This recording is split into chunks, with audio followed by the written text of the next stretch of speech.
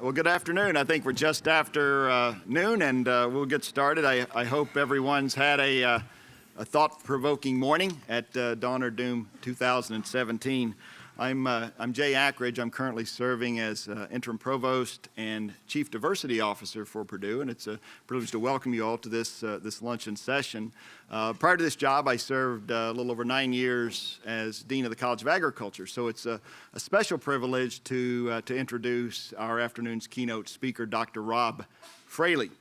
Dr. Fraley is Executive Vice President and Chief Technology Officer for the Monsanto Company, and that's an organization he's been with for more than 35 years. Today, he oversees the company's global technology division and a research and development budget of north of $1.5 billion focused on plant breeding, biotechnology, crop protection innovations, and other technological advancements to help us feed a growing world.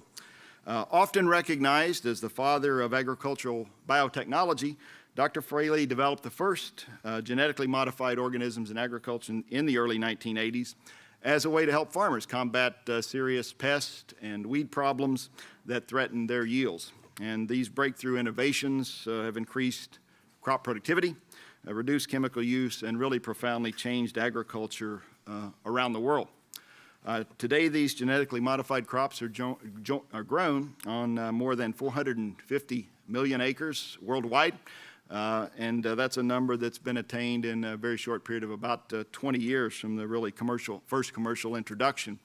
And if you need a basis for comparison, there's about 24 million acres of land in the state of Indiana. So we're talking about an area planted to genetically modified crops 19 times the size of this state. For this work, he received the World Food Prize in 2013. And if you're with Purdue University, you likely know that the World Food Prize is known as the Nobel Prize for Agriculture, or as the New York Times has characterized it, agricultural science's version of the Oscars. So the prize is given annually to the individual or individuals who have made the single greatest contribution to addressing the issue of global food insecurity. And just as an aside, the 2017 World Food Prize laureate is a Purdue alumnus, Dr. Akin Adesina. He'll receive that recognition next month, and he'll be on our campus shortly after. And Dr. Adesina joins two earlier World Food Prize laureates at Purdue, Gabisa Ajeta and Phil Nelson, both members of our faculty here. Dr. Fraley was also awarded the National Medal of Technology from President Clinton, and that's the highest honor the United States can confer on a U.S. citizen for achievements related to technological progress. You know, and on a personal note, for too long our agricultural industry really has made assumptions about public acceptance of technology, and this is an area where Dr. Fraley has really taken on the challenge of helping the broader public better understand agricultural science, and he's really been tireless in his efforts to engage the public in a conversation about new agricultural technologies. He's a native of Illinois. He got his BS degree and his PhD in biology and his PhD in microbiology and biochemistry from the University of Illinois. And we're just honored that he's joined us today to share his perspective on today's farmer and on the role that innovation will play in supporting food security and agricultural sustainability in the future. Please join me in giving a warm Purdue welcome to Dr. Robb Fraley.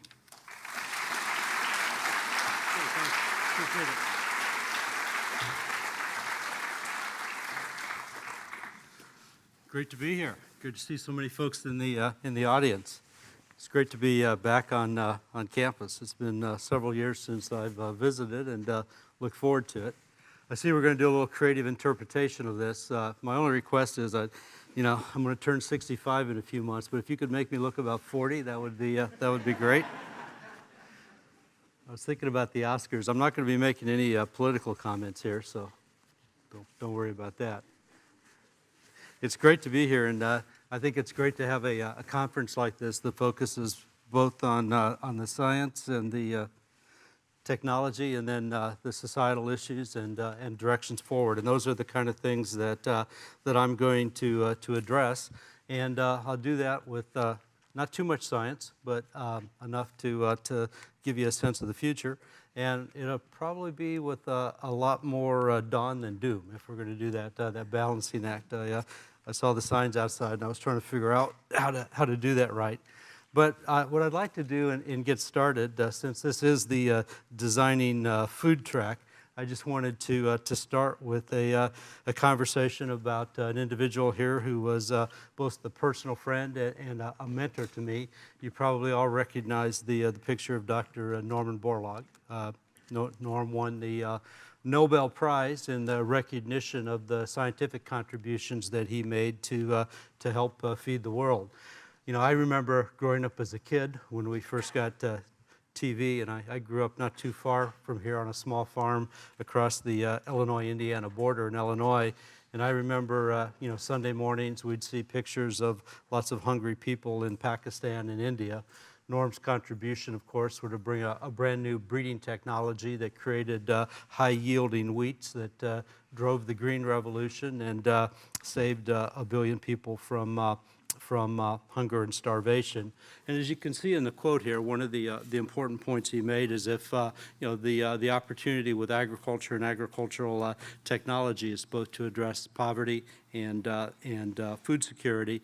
And I would just add that I think it's also one of the keys to addressing you know, the environment that we live in on the planet, and I'll make that point. So let me start with just acknowledging that there are lots of challenges and lots of issues in agriculture that we both can and need to address. And you know, certainly the most significant of which is the fact that our planet you know, continues to grow. The progress in extending life, the fact that we're seeing both growth on an absolute basis in population as well as in the middle class. You know, the estimates are now that by 2050 the world will have 10 billion people in it.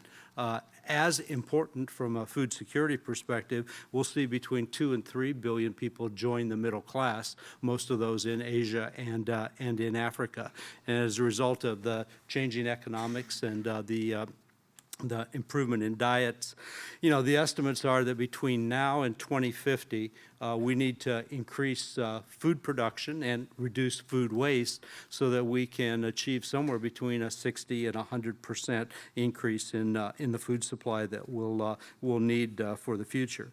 And I think the key in meeting, you know, this demand and this pressure, which is you know, pretty extraordinary if you think about, you know, doubling food production, you know, over the course of the next 33 years, I said, by producing more and wasting less. That's a huge challenge. And throw on top of that the fact that we know we're going to be seeing, you know, change in climate. We're going to have more pressure on the demand for water and resources. And then I'll talk extensively at the end, making sure that from a political and from a regulatory position that we make the right decisions for the right reasons on technology. So that's the theme I will lay out.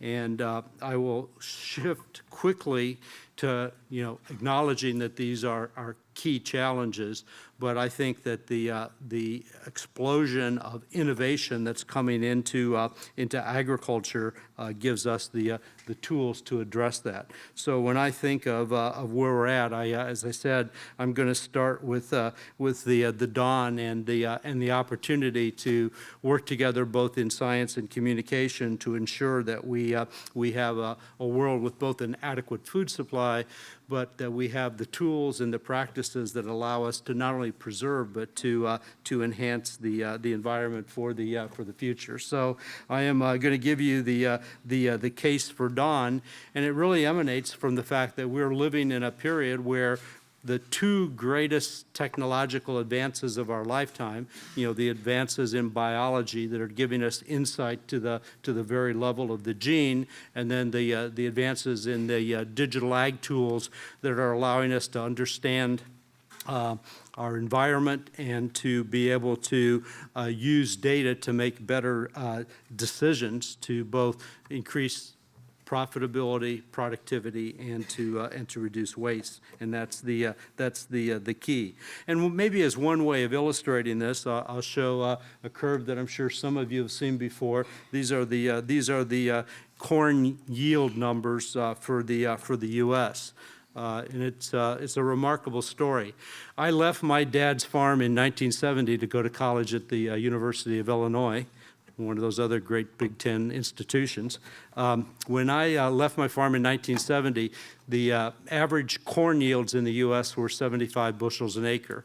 Last year we hit 175. And the importance of that is it didn't rain much differently. Farmers are actually using less pesticides and less fertilizer, and yet for every acre of land is producing more than twice the amount of food. And that's really the definition of success, of producing more with less. And that's what we need to continue to do on a basis globally around the world to achieve the opportunity for both food security and for enhancing the environment. And you would see similar stories in cotton and soybeans and some of the other major crops. Now, everybody always expects me to jump right into the GMO story and talk about biotechnology, but I can tell you over the 37 years that I've been at Monsanto that what I think has been the most remarkable impact of these new tools on agricultural productivity is how these tools have literally changed the way we breed crops. And I can remember, in the last few years of his life, sitting next to Dr. Borlaug, who invented the shuttle breeding for short wheats, and tried to explain to him, now that we know the sequence of every gene in a corn plant or a soybean plant or a tomato plant, and how we can use markers and machine learning to create and breed better combinations, and do that literally on a cycle of 4 or 5 breeding cycles a year, how that changed our ability to create new genetic combinations. I think he appreciated it, but he didn't quite understand how we were going to do that. And a lot of it is based on the advances in DNA sequencing and testing and analytics. The first time the human genome was sequenced, it cost nearly several $billion. Today, on that computer chip, we can sequence 1,000 corn genomes, and we can get enough genetic information to be able to breed with that for about $100 a genome. And so the cost curve has declined precipitously. And then we've invented a lot of other interesting tools like the seed chipper, which is the equivalent of going to the doctor's office where you do that cheek swab so they can do the DNA test to figure out which pathogen might be causing you trouble.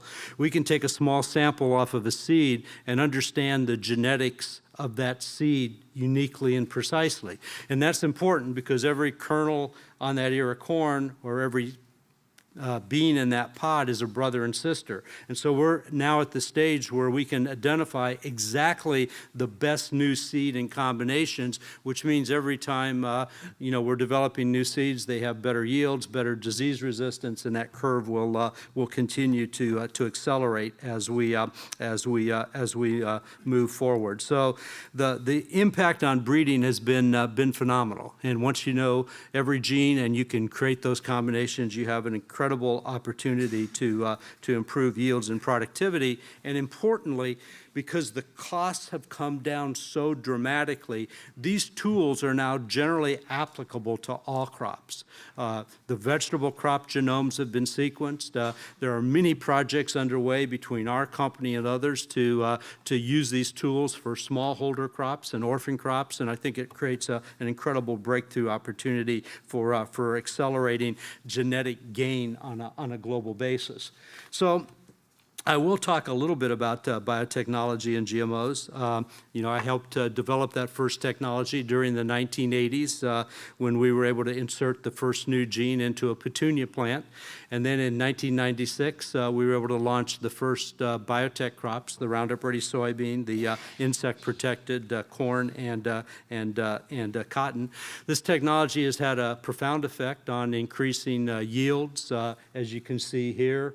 reducing insecticide use, as well as probably the most important benefit from an environmental perspective.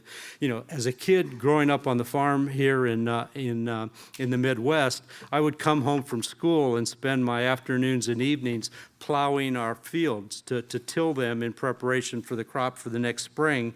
And it looked great, all those dark black soils, until, you know, the wind blew and the dust eroded the soil, or it rained and we saw runoff.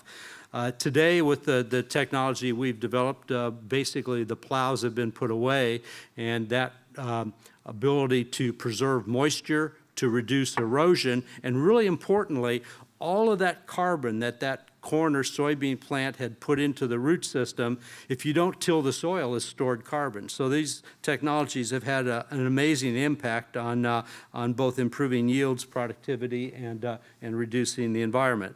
And then I would say the thing that I am most proud of in the technology is, you know, this technology in agriculture has been studied extensively. To obtain the approval to commercialize a GMO product in the U.S. requires the approval from the USDA, the EPA, and the FDA. But because American farmers ship their grains around the world, these are also looked at and examined by the Ministry of Health, the Ministry of the Environment, and the Ministry of Ags of 60 countries around the world.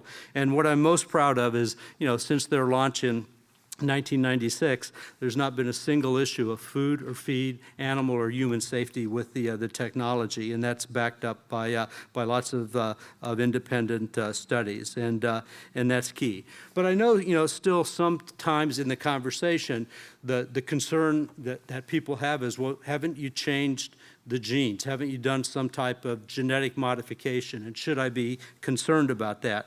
And this is where I think there's a lot of confusion and misinformation, because the point is that everything we grow and eat has been genetically modified from the beginning of time. In fact, if you look at the map on my right, your left, it shows the origins of crops. So if you were one of the early pilgrims that came into the U.S., the only crops that were actually growing here at the time were some ancient sunflowers, some berries, and some tree nuts. Everything else has come from somewhere else. Tomatoes came from Chile. Wheat came from Asia. Soybeans came from China. Corn came from Mexico. They've all been genetically bred and modified early on by hunter-gatherers, and then by breeders and scientists. So, and it's pretty remarkable. In fact, when you talk about eating a natural food, there is no such thing. If you look at the pictures on the right, the corn on the top was the corn that originally came from Mexico. And through this process of breeding and advancement in genetic modification, we create the modern ear of corn, which continues to be bred and modified and improved. Or look at the carrots. Taking a bite out of that would have been like taking a bite out of a tree branch. But it just shows the point that there's so much confusion about what's natural, what's not. And I think the key is recognizing that man has modified crops and animals from the beginning of time to the benefit of producing them more efficiently, and we need to continue to do that as we look into the future.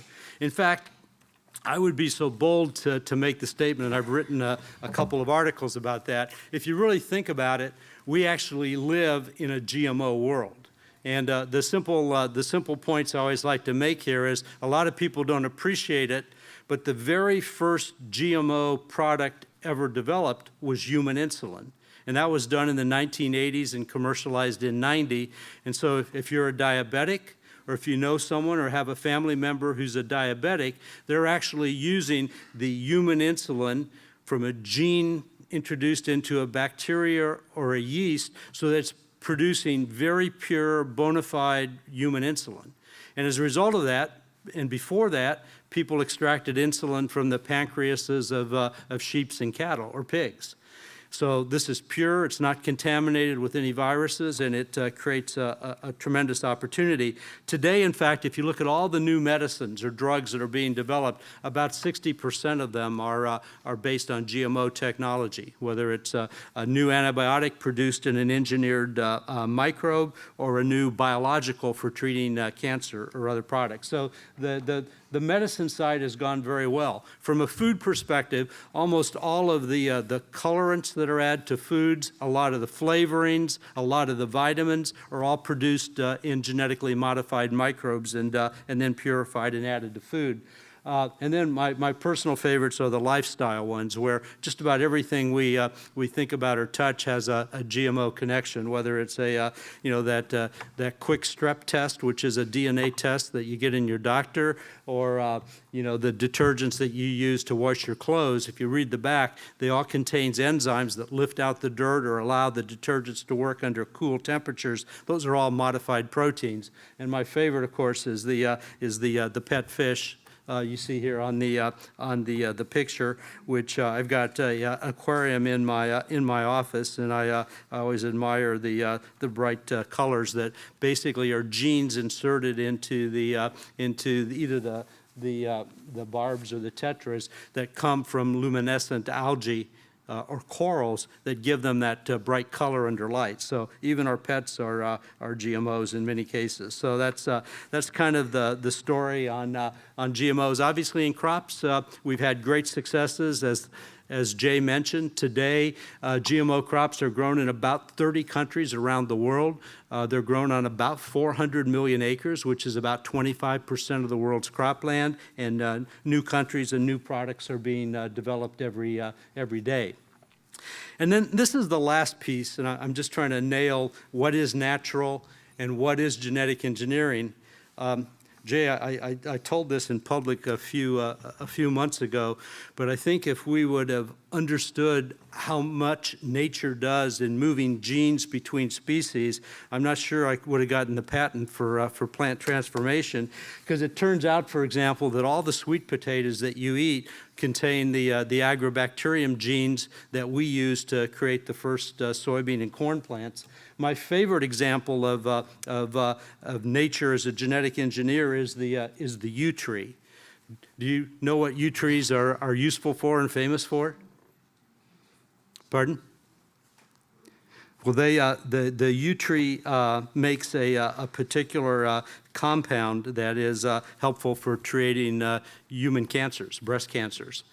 But when they studied the genome of the yew tree, what they realized is that the yew tree got the genes for making Taxol from a fungal infection, and the fungal genes became part of the yew tree. So it's just an example. In fact, the one that probably alarms people the most, that in all the sequencing that's been done of humans, we contain somewhere between 100 and 150 genes in our bodies that came from insects, that came from fungal organisms, or came from plants. So nature turns out to be a pretty good genetic engineer, and a lot of the early concerns about gene movement, basically, it's clear that evolution and acquiring new beneficial properties is heavily based on the transfer of genes, literally between species. So, and this is just the beginning. So, we've seen incredible advances on the biology side in breeding with the GMO technology. You've probably all heard about gene editing as a new approach to do genetic modification, where scientists can use some of the very state-of-the-art enzymes that allow us to change every gene and every base pair of every gene to be able to achieve better properties and to breed better and smarter and faster in the future. This is a incredibly exciting technology, and whether you're using talons or zinc fingers or CRISPR-Cas, these are all systems that will give us even more capability in agriculture, with crops, with livestock, or in human health to be able to create genetic improvements, to be able to eliminate diseases and improve, tastes and flavors. So that's a very exciting new technology that I think in many ways builds on and takes us beyond what the original GMO technologies could achieve to improve crops. There's a lot of examples now that are coming out where this technology is being used.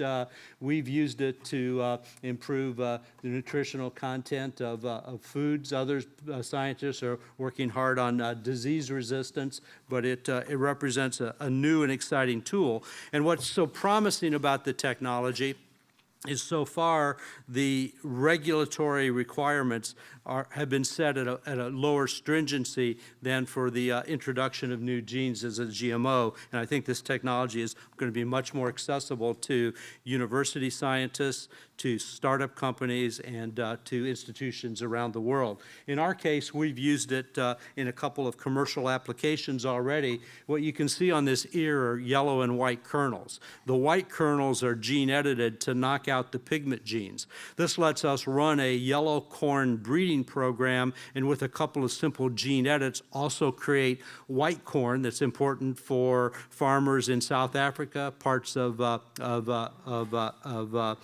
Asia and Mexico, and it really creates an opportunity for creating more products more effectively and efficiently. But this is a technology that's gaining fast momentum. There's actually been 11 gene-edited products that have already been approved by the USDA that you can see here. A lot of them are improving the shelf life of potatoes. Some of them are disease resistance.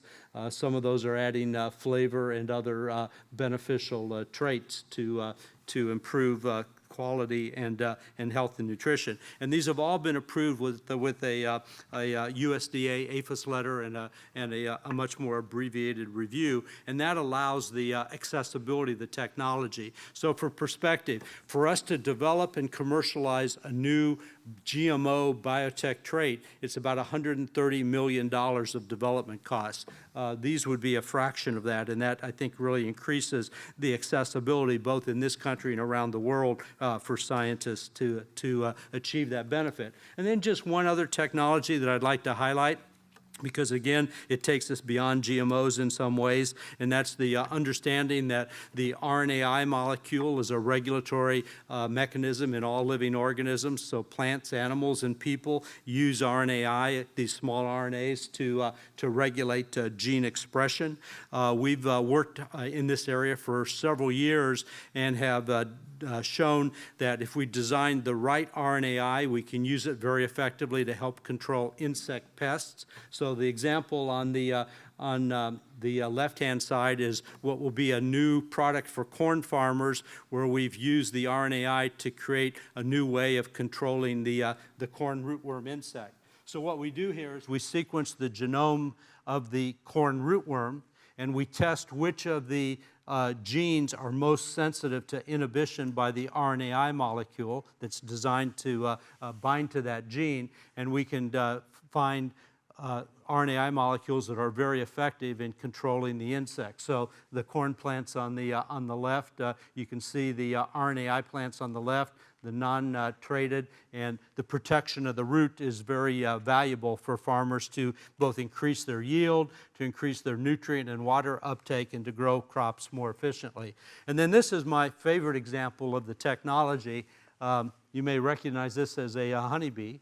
And if you look really, really closely, you see the brown spots. Those are the varroa mites. So over the last 5 or 6 years, I'm sure you've heard a lot about bee health or colony collapse disorder. And there's been a lot of things that have been studied as to being responsible. Was it agricultural practices? Was it pesticides? Was it insecticides?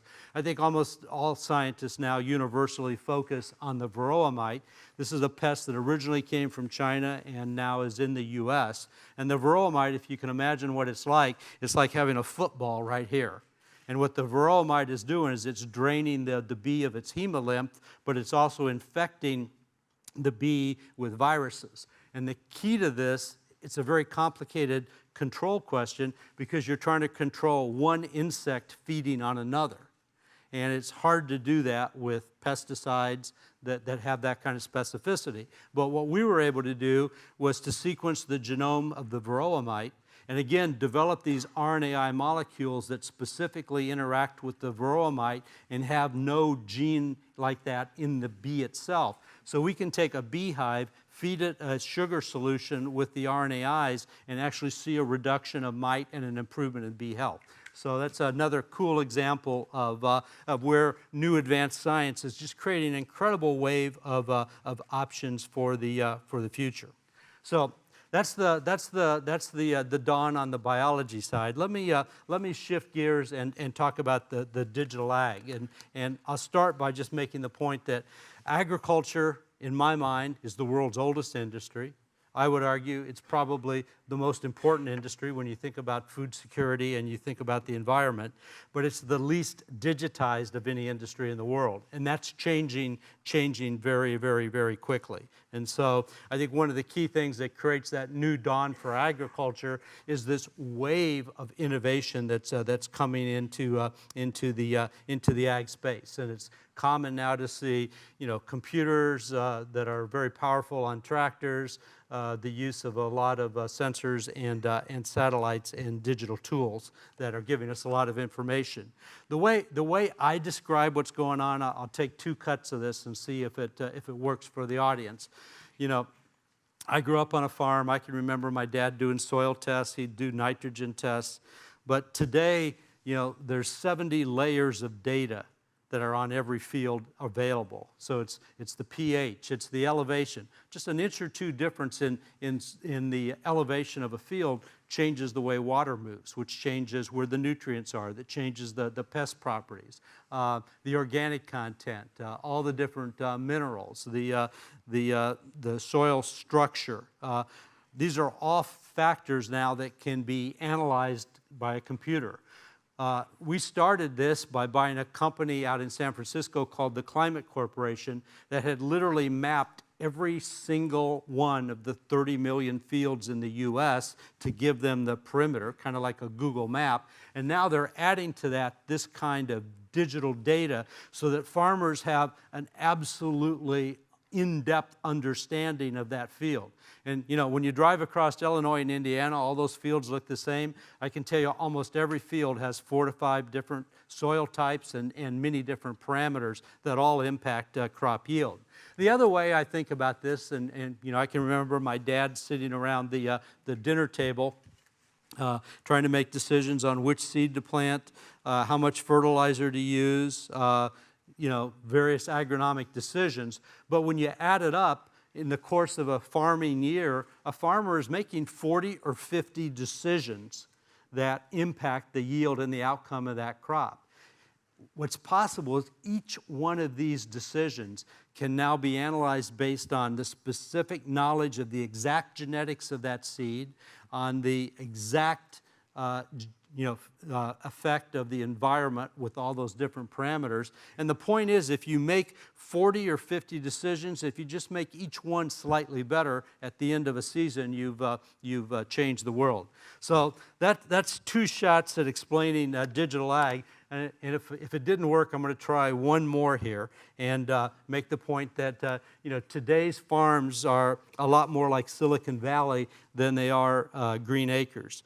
And so when you think about it, modern agriculture is a mix of the digital tools, algorithms, artificial intelligence. You've got drones buzzing over fields. They're measuring plant population, plant health.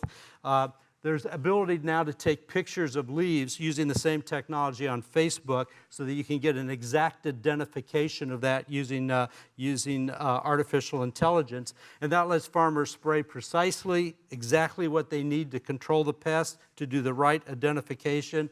And this is one of the reasons with all of these tools that I'm absolutely convinced that we can feed 10 billion people by 2050. And it's an incredible change in agriculture and farming as we know it. A couple of points I would make that I think build on this.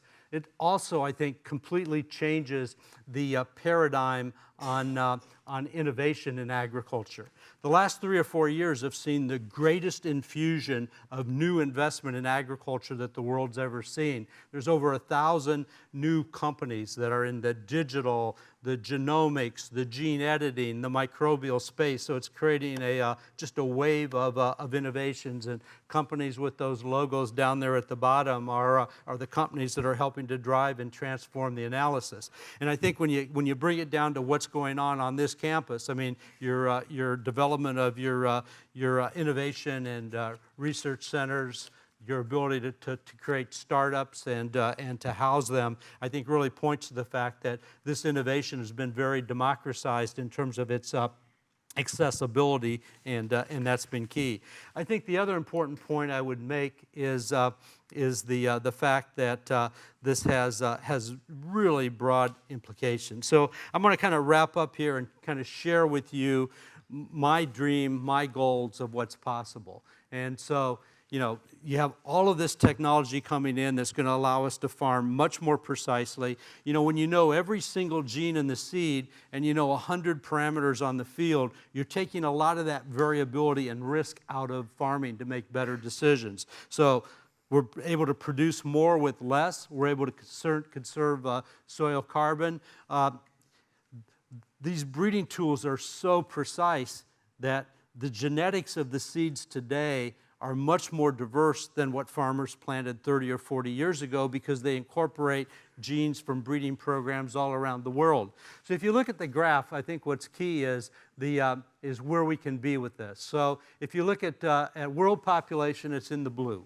And you can see we're tracking to get to 10 billion people by 2050 and beyond. You can see the line for food production and where we're at and what will be needed. And then the green line is land use. It's the 2.2 billion acres of land around the world that are used for farming. So here we are right here. What I believe from the modeling that we've done, when we look at what's going to be possible for increasing the rate of gains and the precision of farming, that we will actually produce the food needed for 10 billion people using less farmland than we farm around the world today. And that's really key from an environmental perspective, because that has a huge implication. It's that clearing of the forest that releases the carbon. It's the deep tilling of the soil that releases the soil carbon. So these technologies have the dual benefit of enhancing yields and also improving the environmental parameters. And I think the last important point that I want to make with this that's so unique about these tools is that they have an impact globally, and particularly with smallholder farmers, unlike any technologies that ever been launched before. And think about it this way. I talked a lot about the biology advances, knowing every gene in the seed, being able to breed and use genetic engineering or gene editing to really perfect those genetic combinations. But in the end, what a farmer has is a better seed. And whether you're a large farmer in Indiana or a small farmer in India and Africa, you give them a better seed, you get a better crop. So these technologies have really very few barriers to adoption other than political or regulatory. And I think the same thing is true with the cell phone. The cell phone becomes that communication device to the smallholder farmer. In India today, in a project which we call FarmRise, we reach 4 million smallholder farmers every day with a text message giving them weather information, agronomic advice, telling them about local market conditions. That kind of tool is now being replicated with smallholders around the world. And in Africa, in some of the poorest areas, 7 out of 10 farmers have a cell phone. So this becomes, again, a way of providing information, training, and education that's never existed. And that's one of the reasons that I think we can address food security, because we're going to be able to use these technologies here in the U.S. to double yields again. But in countries in Asia and Africa, this technology is going to allow us to triple and quadruple the yields, and that's what it's going to take to provide food security. Last point, building on this, is there is a downside if we don't use these tools. So I think in terms of fairness to talk about the downside and what doom could look like. And in many ways, for me, doom looks like not being able to use this technology or not to have access, because farmers face challenges from insects and weeds and droughts, and they need new tools. And you can see some of the challenges here. And I think it's important to recognize, and here we are, we're comfortable. We sometimes worry more about too many calories than too few, that there's a large part of the world, somewhere between 700 million and 1 billion people, that don't get adequate food, and importantly, where there's a disruption in the agricultural system, whether it's political, whether it's drought or weather, which creates an enormous amount of crisis. In fact, I think many scholars would point to the origins of the Arab Spring due to crop failures and long food lines that's created mass migrations that have changed literally global politics in the last 5 years. And it always reminds me of some of the comments and conversations with Dr. Borlaug that having an adequate well-fed diet, the comment of it's hard to make peace on a hungry stomach, it's key and it's key now as we think about the challenges of food security. But I think the solution set is technology and bringing it to the global marketplace. And a key to that, I think, more than ever, is going to be partnerships and collaborations, whether it's public-private, whether it's startup companies. There's a tremendous opportunity. This is a great land-grant institution that's made many contributions. You can look in the history of the U.S. I think these public-private partnerships have been absolutely key. They've given us everything from antibiotics and hybrid corn to literally gene editing, and they're going to be key for the future. And I know under Jay's leadership and Karen's that this institution will continue to drive that innovation. But at the same time, if I were going to again focus a little bit on the doom side, what we've seen has been, there's been a general attack on science. And a lot of that, I think, is the result of the fact that what is possible to do with advanced biology, with data science tools, and what the average person understands, that gap has widened, and our education and our communication systems have not helped to narrow that gap. So it's easy to attack partnerships.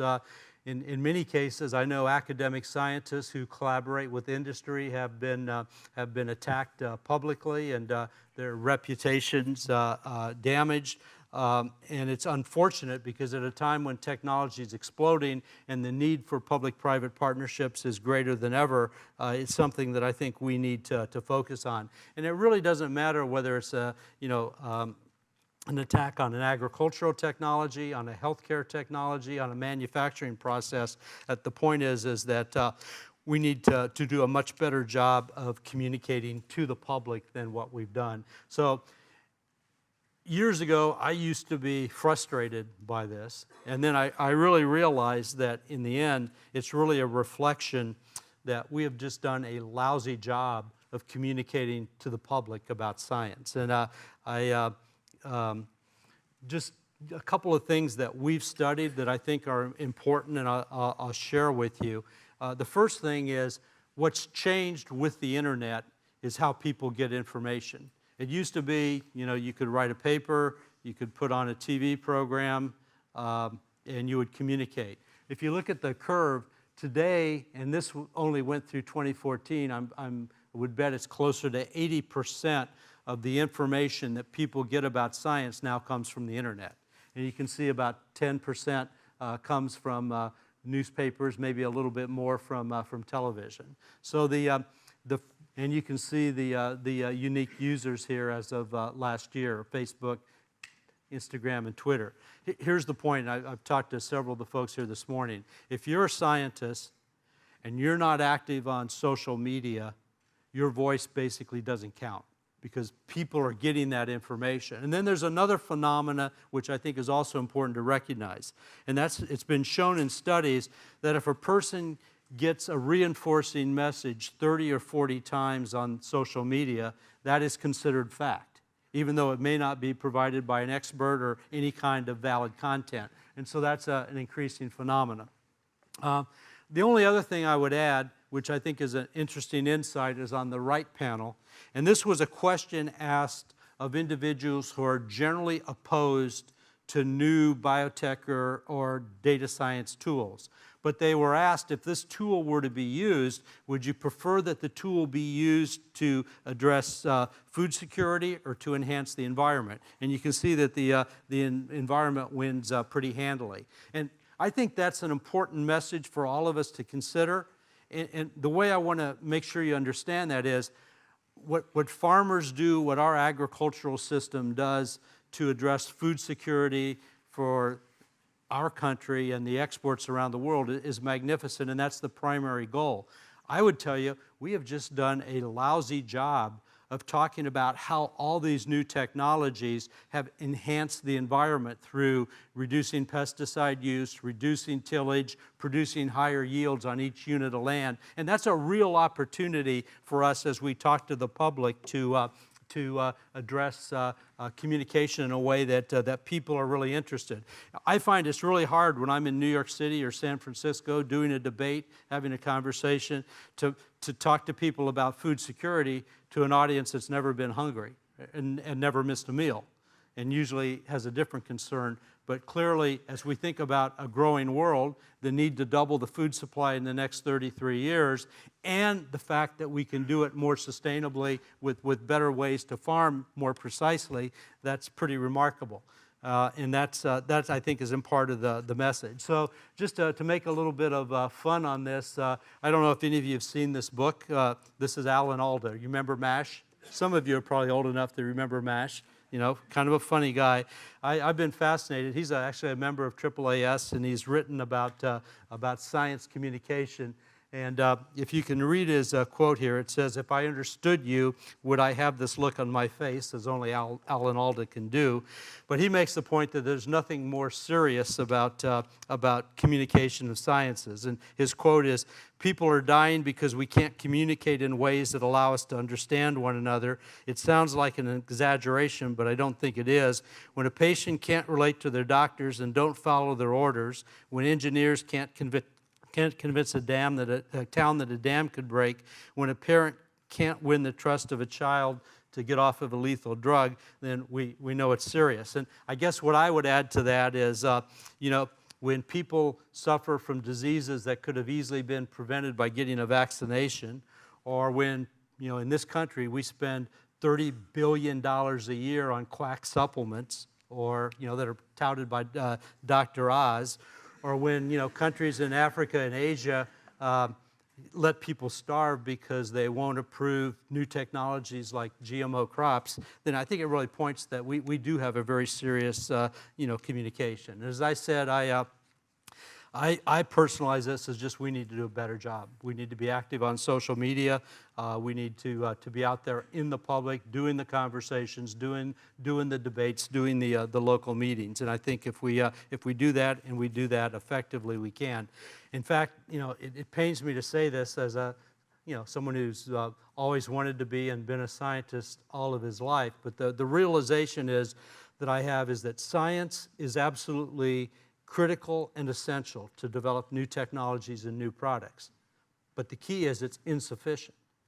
And without great communication so that there's a conditioning and acceptance on the public and the regulators, science can fail. So I kind of conclude with these couple of comments. First, that the innovation space in agriculture is incredible. New advances in biology and data science are changing everything. I think as we think about our messages for the future, food security is important, but there's just such a wonderful story in agriculture about how we farm better and smarter than my dad or my grandparents did years ago. And then this last point is absolutely how I feel. If we don't communicate better, none of this will matter, because we'll end up having technology that's not accepted, or we'll have regulatory or policymaker decisions where people are making decisions the wrong decisions for the wrong reasons. So let me just make a couple more comments, because I know we have a lot of students here. This is a great industry. It's a great time to be into it, both because of the demand, because of the innovations of technology, a huge shift in the workforce here with technology and innovation opportunities in digital ag. You don't have to grow up on a farm to be in agriculture or food production. There's so many skills from communication to digital to biology that are a part of it. I know you guys recognize that here, and again, I give the leadership credit.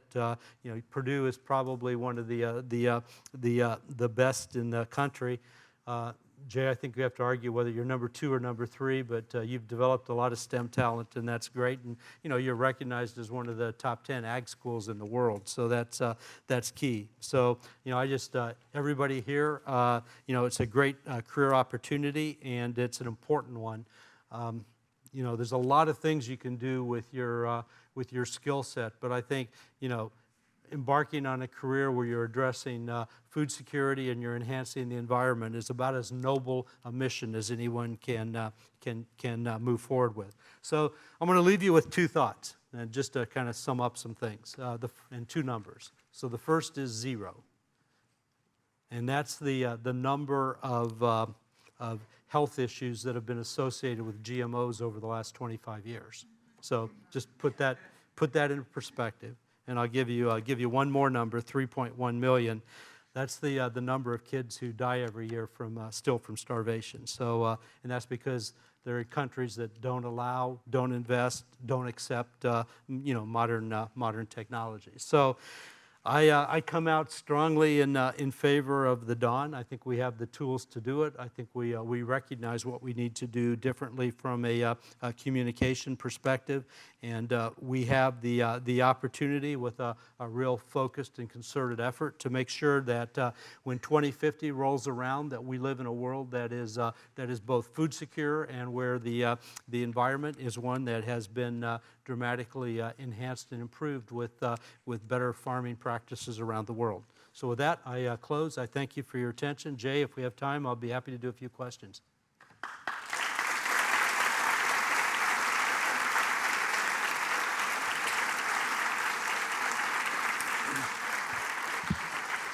So we do have microphones on either side of the aisle. If you'd like to line up and ask your question, we'd be glad to take a few here in a few minutes before we got to close. So, Ellen, please.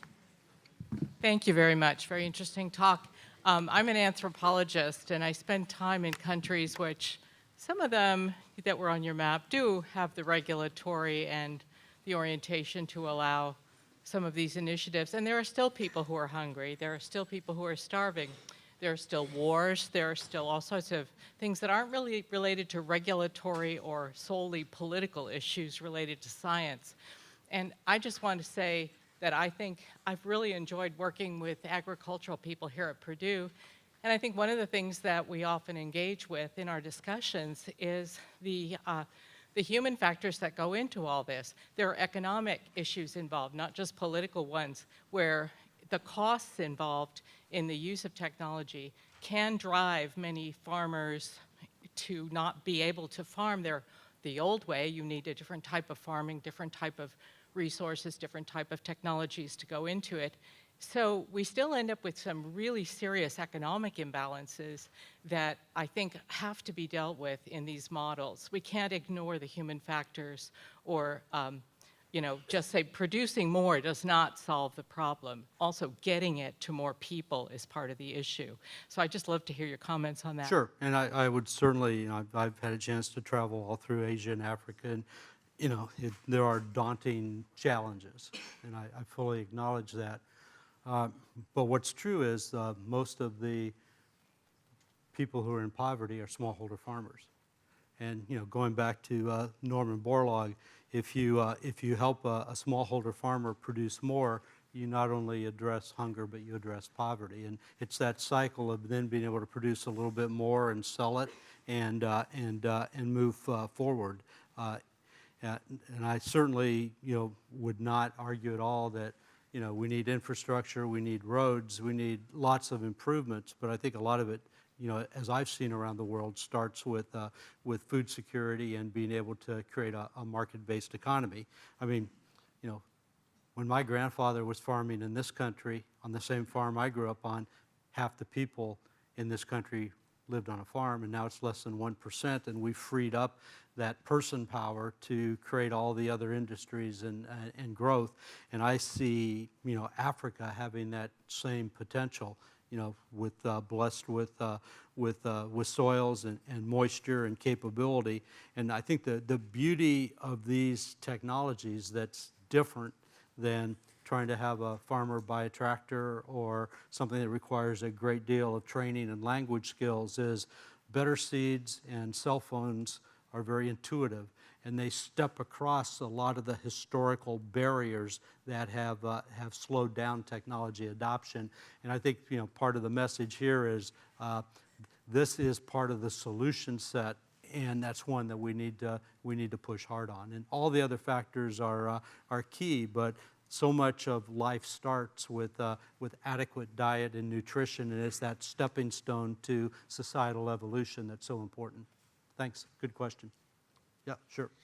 In the next 30 years in the United States, can we expect to see any new agricultural-based raw materials from things we've traditionally considered here in the United States? And then can you also speak of, let's say, in China and in sub-Saharan Africa? Will there be new non-traditional ag-based items? Yeah, so I guess non-traditional is always a little bit complex because, we make so many things from the crops that we grow today. I mean, corn's a great example. Corn and soybeans are the two crops that are actually increasing acreage around the world. Wheat acres are declining, rice acres are declining. A lot of people don't realize it, but most of the wheat that's grown is grown for animal feed, not bread. And corn is a better animal feed, so it usually wins. The ability to use a crop for food, feed, and fuel is very powerful.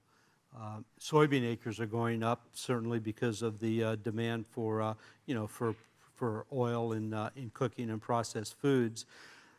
Rice acres are going down because they use so much water. And wheat acres because, unfortunately, the wheat industry was one of the few crop industries that didn't adopt a lot of the new technologies, and it's a tough economic decision to grow those crops. So a lot of the dynamics have played out just in terms of technology access and global adoption. Your question was, what about other crops? And I see some very promising innovations across the vegetable world, where a lot of these advanced breeding tools are largely focused on improving taste, appearance to increase, consumer uptake here in the U.S. The issue is still a better tasting vegetable or a more attractive product. In other parts of the world, it's shelf life and reducing food waste. There's quite a bit of effort on some of of what could be other industrial crops, specialized oil crops for various applications. The thing I've learned in all of this is that you have to consider two things. You have to consider the crop itself and its economic comparative advantage for a grower to use. And then the one that has always moved very quickly is the ingenuity of engineers and scientists to create new processing routes. We had a collaboration with Cargill, the big grain handler, for about 10 years, where we actually analyzed and made, through genetic breeding and modification, higher lysine corn, vitamin C-rich soybeans, and a variety of other, what we thought would be really beneficial products. But we didn't count on how efficient it would be to produce these compounds in yeast or microorganisms. And so I think it's a constant balance between, how much you're producing on each unit of land and the ability to process and use all of the tools to create some of those new markets. So I think there's opportunity for both, and that's what keeps it exciting. Sure. Hi, Rob. Years ago, I used to do public acceptance for Arborgen, and I was working with Maud Hinchy. The trees. So it's been a long time. Yeah. And I wonder that part of forestry and engineering, how do we get produce more wood on less land, never has really taken off in terms of the genetic engineering part. And I'm wondering what your thoughts are. What would it take to make that happen? Because so much of our food uses the cellulose from the fiber and things of that nature. And I just hate that it's such a great standing resource, right? And we're not using it to its full potential that way. No, you're exactly right, and it is frustrating. And you know, we had a number of partnerships both with Arborgen and other companies. I think one of the hindrances was the concern on pollen flow, and would these traits move into wild populations, especially if you're growing a native tree. You know, some of the technologies today address that. The other issue that's always complicated the advancement in trees is the long cycle time to do the validation. So, you know, we can breed 4 cycles or 5 cycles of corn or soybean in a year. It still takes 6 or 7 years for a lot of the tree species, and that slows down the development.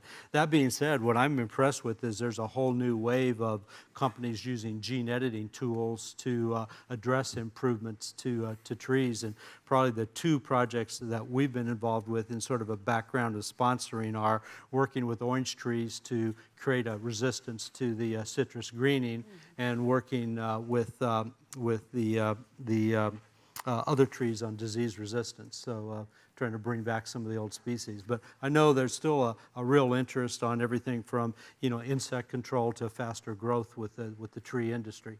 Great. Yep. We are running out of time. We'll take one more question. That means I talked too long. I'm sorry about that. Thanks. Yeah, sure. So you talked a lot about communication with the public. I'm curious, as far as communication with farmers goes, what has Monsanto learned from dicamba, this whole situation about how you roll out products, how you explain them to people, and also just, I'm curious with the resistance situation as far as dicamba glyphosate goes, what are you going to do next time? Sure. I talked earlier in the session with students. I mean, the dicamba story has actually been a marvelous one on farmer awareness and in need. So the reason, you know, farmers, you know, want the dicamba technology is to help manage weeds in their fields. And as many of you know, the Roundup Ready technology has been very popular, but there's been weeds that have developed resistance, and so it's important that they have other modes of action. I actually licensed the dicamba gene from the University of Nebraska in 2005, and we spent the last 12 years developing the trait and the herbicide. The thing that was most remarkable for me was just the farmer interest. You know, up until this year, the largest launch we've ever had of a new product was Roundup Ready soybeans, and that launched on 3 million acres. The demand for the dicamba technology was so high that we launched this year on 20 million acres of soybeans and 5 million acres of cotton, so 25 million acres. And that, you know, I was telling someone earlier, I mean, I don't think it was our marketing success. I think it's just the fact that farmers are always looking for a benefit and a new tool, and weeds are still their biggest challenge, and they wanted the technology. And the other part that's really important, and it goes a lot to the communications that I talked about, is you know, farmers who will have issues or complaints will be picked up the first, and the world we live in with media and social internet will amplify those voices. I should have been better prepared than this for Jay, but let me just give you the perspective on Illinois, which I've spent time going back to. This year, Illinois planted a record number of soybeans. They planted 10 million acres of soybeans, more than they ever have in the state history. I'm guessing, Jay, that probably Indiana planted more soybeans than ever before? So, record year. So they planted 10 million acres. So what does that mean? The average field size is 40 acres. So that means Illinois farmers planted 250,000 fields of soybeans. And the Illinois Department of Agriculture has received, I think, inquiries on about 300 fields. So if you subtract 300 from 250,000, 99.9% of the farmers in their fields have used the technology successfully, either to control their weeds or to avoid any damage to neighbors. That part of the story is just coming out. And you wouldn't often get that from just the first press releases that came out, that the vast majority of the farmers are seeing the best weed control they've seen in years, and they're going to have the best yields. In fact, I wouldn't be surprised if this doesn't turn out to be another record yield for soybean production because of these technologies. So there's some things that we've learned, and you know, I wrote a letter a few weeks ago because, we are concerned that our farmer customers have a great experience. And I made the commitment that we would visit every farmer's field who had a concern or an issue. We've now visited 1,200 farmers' fields across the entire country. We've worked with them to understand what they did right, what they did wrong. And about 90% of the issues we've seen have been, just complexities around either making sure they had the right buffer distance, whether they cleaned out the sprayer the appropriate way, whether they had the right nozzles on the sprayers. So I think the good news is everything we're seeing says the vast majority of the farmers have had a great experience. They clearly want and need this technology, and really the small percentage of issues we've seen are easily fixable. And that's where we'll be putting, our grower education and communication efforts into. And based on everything I'm seeing, I think we'll see the demand for the technology double again next year. So, it's been a good experience, I think, for most farmers. We want everybody to have a great experience, and that's what we're working on for next year. Thanks for the question.